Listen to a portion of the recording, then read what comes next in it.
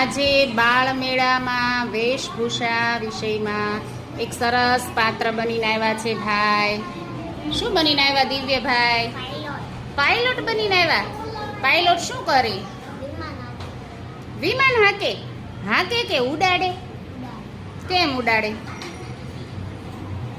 આમ કઈ કે ઉડાડતો ખરો. કેમ ઉડાડશું આપણે?